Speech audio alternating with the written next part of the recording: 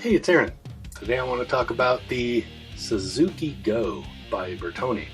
So, in the late 60s and early 70s, Bertone was kind of at the height of its design and kind of popularity. It was an extremely well-respected design firm. And in that firm was a young designer named Marcello Gandini. The Suzuki Go became one of his first major projects for Bertone, and it was an effort to kind of woo Suzuki into the Bertone sphere and maybe get them to commission some designs.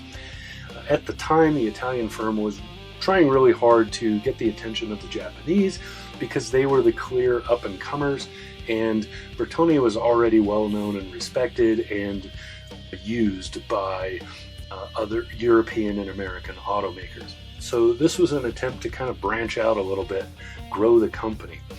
So the Suzuki Go itself was entirely Gandini's design. He came up with the whole idea, he designed almost all of it, and then with a few team members they did the details and built this prototype. So this was designed to be a Suzuki style vehicle. It's very, if you look at it, it's just very utilitarian, but it has a lot of little things that are extremely smart, things that you wouldn't expect until you see them, and then you're like, wow, that's genius. So to start off, it's a pretty basic platform. It was made to be sort of a truck. It's totally open, so fully open air. So in the Barchetta style, it has a 67 horsepower Suzuki motorcycle engine that sits on the driver's side of the vehicle, and then on the opposite side, in the back of the bed right there, is the cooling system. So that's the radiator and such. And then along the sides of the vehicle, you can see the fins for the cooling for both sides there. Now, this was Gandini's beginning of the off-center design kind of thing that he became known for. So if you look closely at this one, what you'll see is there are more openings on the engine side than on the cooler side. 2 more to be exact.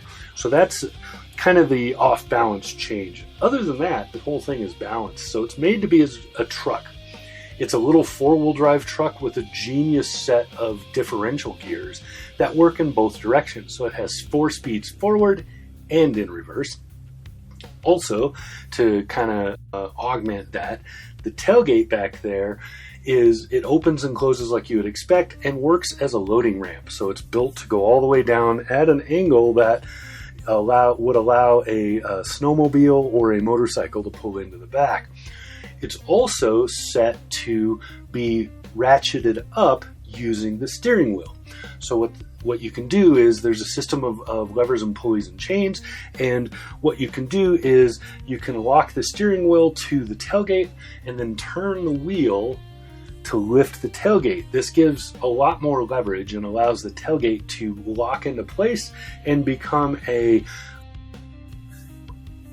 guess you would say a load lock in the back. So when you put something a little bit longer, like a snowmobile that will require the tailgate to stay down, you can lift it slightly up so the snowmobile is less likely to rock out of the truck as you drive it around.